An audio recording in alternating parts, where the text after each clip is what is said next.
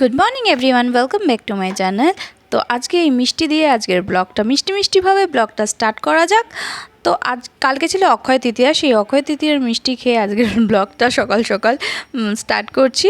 তো আমি রেডি হয়ে গেছি, এখন যাব ঈশানকে আনতে। এখন বাজে 9:30। ঈশান আজকে সকালে পড়তে গেছিলো, তো তখন বাজে 7:30। তো সেই জন্য এবার ওকে আনতে যাচ্ছি। সকাল সকালই পড়াটা দিয়ে দিয়েছে, তো আজকে হচ্ছে শনিবার, তো সেই জন্য শনিবারে সকালবেলা পড়া থাকে। তো চলো ওকে আগে নিয়ে আসি, নিয়ে এসে তারপরে কি রান্না করছি অবশ্যই তোমাদের সাথে শেয়ার করব।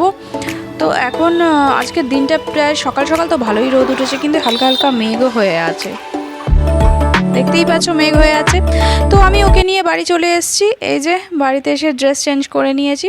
তো এখানে ভাবছি এই যে বানাবো ফ্রাইড রাইস আর চিকেন 65। এই দেখো পুরো মেঘ করে গেছে, আমি এসছি তো আরও মেঘ হয়ে গেছে, অন্ধকার হয়ে যাচ্ছে আকাশটা আস্তে আস্তে। চিকেনটা এখানে ম্যারিনেট করে রেখে দিচ্ছি। এই যে চিকেনে আদা রসুন দিয়ে ম্যারিনেট করে রেখেছি, এখানে পেঁয়াজ টমেটো ও সব কেটে নিয়েছি, ক্যাপসিকাম।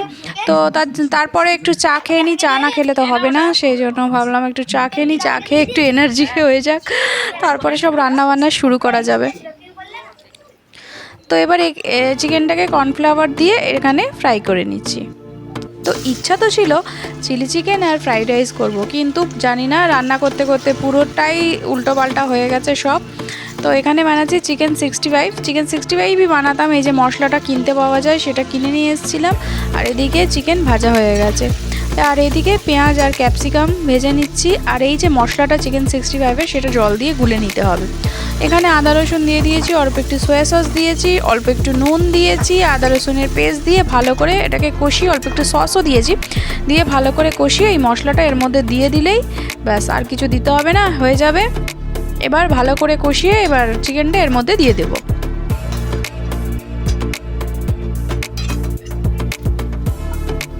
ব্যাস চিকেনটা দিয়ে একটু একটু মাখা মাখা হয়ে গেলেই আমাদের চিকেন 65 একদম রেডি।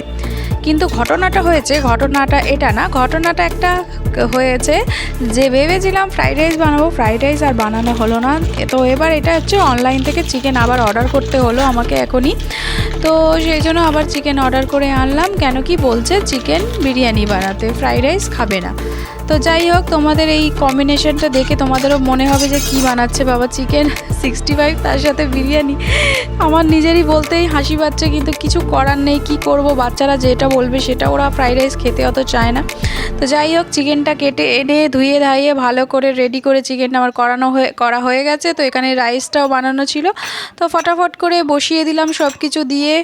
আর এই যে দেখতেই পাচ্ছ পুরো দমে বসিয়ে দিয়েছি। এখানে বানিয়ে নিয়েছি আমের চাটনি।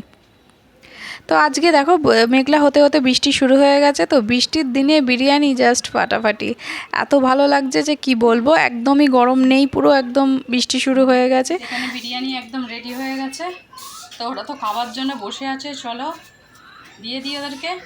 তো চলো ওদেরকে খেতে দিয়ে দিয়েছি। দেখো বিরিয়ানি আমার রেডি, তার সাথে চিকেন 65। কেমন লাগছে বলো প্লেটটা দেখে তো খুবই সুন্দর লাগছে, কিন্তু একদমই মিল নেই দুটোর মধ্যে, দুটোই দুরকম।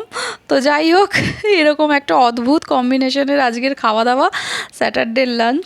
তো চলো খেয়ে নিই। দেখো ভাত মানে রাইসটা কত ঝুরঝুরে হয়েছে একদম। তো এই যে খানি খেয়ে আমাকে রিভিউ দিচ্ছে, খুব সুন্দর হয়েছে। তো এখন বাজে সন্ধ্যে 6:30। দেখো পুরো অন্ধকার হয়ে গেছে, মানে বিদ্যুৎ চমকাচ্ছে এরকম, পুরো অন্ধকার মেঘ হয়ে আছে আকাশে। তো মনে হচ্ছে বৃষ্টি হবে রাত্রের দিকে, পুরো অন্ধকার হয়ে আছে, এখন মেঘও ডাকছে, জোরেই বৃষ্টি আসবে। হানি পড়তে বসেছে, ওকে একটু পড়িয়ে নিয়ে, ওর হোমওয়ার্ক দিয়ে দিয়েছে অনেকগুলো।